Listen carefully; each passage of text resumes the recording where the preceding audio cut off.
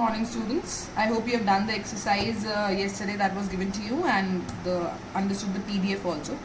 So your next literature book has the next exercise based on this. The topic is punctuation. So we're going to start with this today. I know you have already done it, so we're going to do it very briefly, and then you'll be doing the exercises. And along with this video, I am going to also discuss the previous exercise that we've already done. Okay, but so let's start with punctuation first. Okay, so what is actually punctuation and why do we need to punctuate it? So punctuation are basically symbols or marks that indicate the structure and organization of a written language. The language that is written, it indicates there are certain symbols that are used in it. They are also used for annotations. Annotations mean change in pitch or change in lowering or lowering the voice or raising the voice, and pause that needs to be given to be observed when reading aloud. You know, when at times we read, we give a pause, we change the pitch of our voice. So that is all happening. Why? Because of punctuation marks. And in written English, punctuation is very important to disambiguate the meaning of a sentence. Disambiguate means to have a proper certain meaning of a sentence. Now say for example, read this, see this. Correct the punctuation can save a person's life. See the sentence. Let's eat grandpa. What does that mean? Now, as per the punctuation marks used, let's eat grandpa means let us eat grandpa only. The meal that is today is grandpa. Now let us see the second one. Let's eat grandpa. Now I gave a pause after eat. That means let's eat something in the meal, and this is being addressed to grandpa. So now grandpa is not supposed to be eaten, but in the first sentence the meal is only grandpa. So one punctuation mark can change the entire sentence, right? Meaning of the entire sentence. Now there are so many punctuation marks. We have full stop, we have ellipses, we have comma, colon, semicolon, question mark, exclamatory mark, then quotation marks, parenthesis, apostrophe, hyphen and dash. But we're not going to do all. We're going to do the basics that are there in your syllabus. So we're going to do full stop, period, we're going to do comma, we are going to do question mark and the exclamatory mark. Okay, the rest you're going to study further. The first one is full stop. It is also known as period. Then now what are the rules? Where do we generally use a full stop? But before coming to this, the first thing that you have to remember is whenever you're starting a sentence, the first letter of the first word has to be capitalized. Second, if there is a proper noun used in a sentence, you have to put the first letter of that proper noun as capital. Clear? Now let us go with the first rule of full stop. So it says use a full stop at the end of a complete sentence that is a statement. So we use full stop when a sentence is completed. At the end we use it. Say for example, I know that you would never break my trust intentionally. The sentence is over and we put a full stop at the end. Whenever we have abbreviations like short forms, then also we use full stop. Also, if the last word in the sentence ends in a full stop, we do not use another full stop. Now say for example, I know that MD already has a full stop used. MD is managing director. So already full stop has been used. See, it's the abbreviation short form. So again, full stop has already been used. So now I'm not going to put another full stop.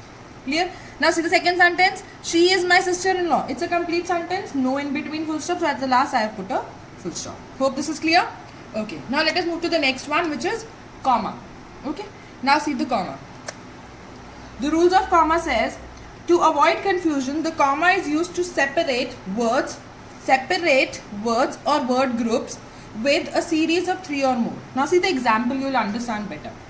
Example says my property is to be split, divided, that means between or among, since we are talking about many, so we are using among, my husband, daughter, son and nephew. So husband is a different person, a separate person, daughter is a separate person, son is a separate person and nephew is a separate person. So to separate people, things or groups, we put comma. So you can see commas have been put. And when there are two things at the last, we put a and. Clear? Now, second point says use comma to separate two adjectives. When we use two adjectives in a sentence, and we can generally use and between them, So while we have to put a punctuation mark, we will use a comma. Say for example, he is strong, comma, healthy man. So I can use strong and healthy man. So if I have to put a punctuation mark, I'll use between two adjectives. Clear? Now see the next one. Use comma before or surrounding the name of the title of a person directly addressed. When you are directly addressing a person or a title of a person, then we use comma. Now say for example, first one, will you, comma, will you, comma, Aisha, do that assignment for me. So I am addressing to Aisha, specifying Aisha. So I am going to put a comma. Next, yes doctor, I will. So I am addressing to the title of a person, profession, that is doctor. Hope this is clear. Now let us come to the next one, which is a question mark. It's very simple, where we ask a question, right? So it is used, a question mark is only used after a direct question is being asked. Say for example, will you go with me? Have you done the work? At the end we put a question mark. Now next, it is also used as a question mark when a sentence is half statement and half question. When you are confirming something. Say for example, you do care. Don't you? I am confirming that you care. Don't you? So with don't you also I am putting a question mark. Clear? Now let us come to the next one, which is exclamatory mark. Right? It is generally, we read yesterday, the exclamatory sentences are generally used to depict emotions, to show emotions. So same is the punctuation mark with the exclamatory mark. Now see, it is used to point emotions or emphasize on emotions, surprise, and we generally do not put exclamatory mark in formal business letters. In business letters, we do not put exclamatory mark. Now say for example, let us use example. It is, I am truly shocked by your behavior. I am shocked, surprised by your behavior. So see, at the end I have put a exclamatory mark. Clear? Thank you. Now let us go with the next topic, which is the discussion of your previous exercise, and we are going to start with another topic. Thank you. Before coming to the discussion, there is one more page left in your book to be discussed, to be explained. So I am explaining that to you. You already know that page. It's not a difficult thing, but still I am explaining that to you. And then you have to do this exercise given on page 26 again on a page, and you're going to paste that page in the book in over here. See, say for example, this is the exercise that I've solved. I'll paste it like this. Paste it like this in the book. Clear? Okay.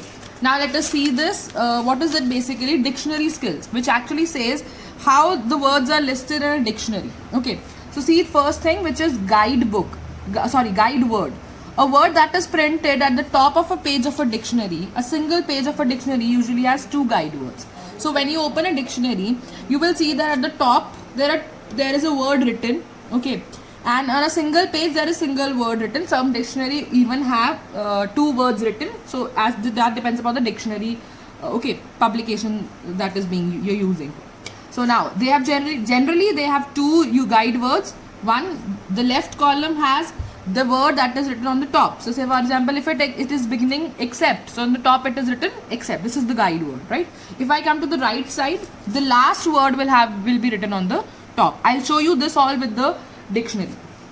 Now say for example, now I am taking a dictionary and I am randomly opening a page. Now see, if I see the left part of the page, has the word savior.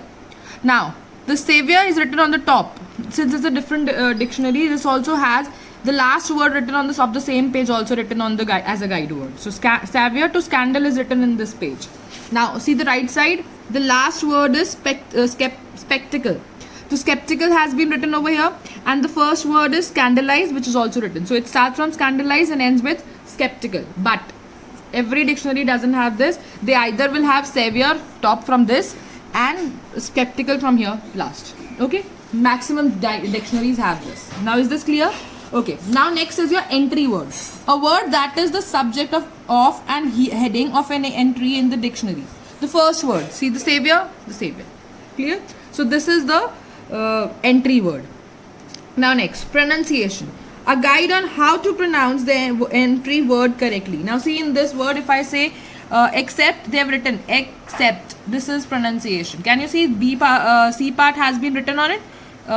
Pronunciation. This is the pronunciation. Okay. Now if I come to the D part, which is parts of speech. It can be a noun, verb, adjective, adverb, and these are also written next to it. See, certain times it's written. Can you see ADJ? which is an adjective.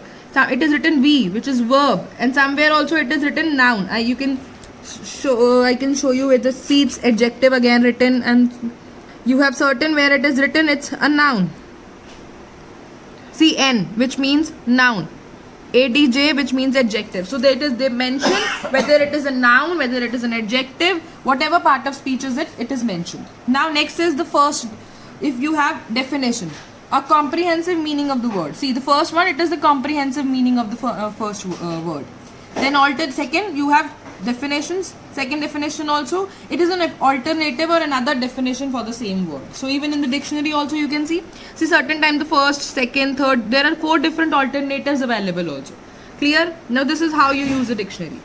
I hope all the words in the dictionary are clear. Now what are you going to do is, you have been given you have been given words on page 26.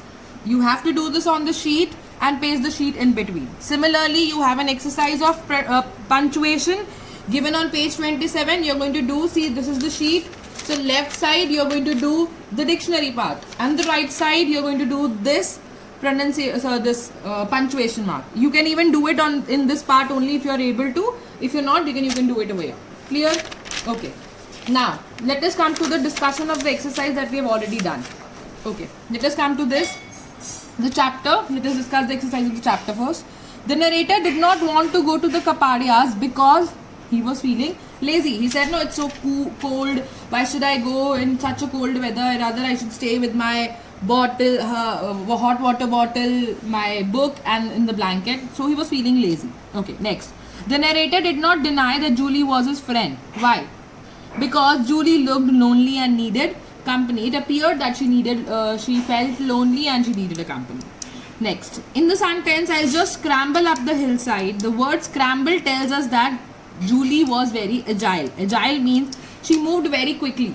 She was able to scramble up very quickly, so she left. Next, Julie died at the age of 16. See, it is mentioned 1923 to 39. So 39, if you calculate the number of years, it is going to be 16. Clear? Now next, the story is about a young girl's unfulfilled dream. Clear? Okay. Now, next exercise, page 22. You have to read these sentences and correct the meaning which is given of the colored word, right? I felt it would be churlish of me to stay away. He said in the beginning it would be mean of me. That means impolite. According to the words given, it is impolite. Next. She looked rather old-fashioned, long hair hanging to her waist and a flamoxy squint dress, which flamoxy over here means funny. You know, the narrator also said it looks as if it was an old-fashioned dress. Next, she flitted from one group to another. She moved quickly from one group to another. Then she stopped and gave me a queer look. The lady at the mission house, Mrs. Taylor, right, gave a queer look to the narrator. Strange look. Okay. You could see that eternal snows of the Himalayas standing out against the pristine blue of the sky, which means unspoiled, clear, fresh, so unspoiled. Clear? Okay, now the remaining exercise A, B, C. I am sending it to you along with this video. You're going to check it, and the page like this, I have also done it. It should be pasted over here in your book. Hope this is clear. Thank you.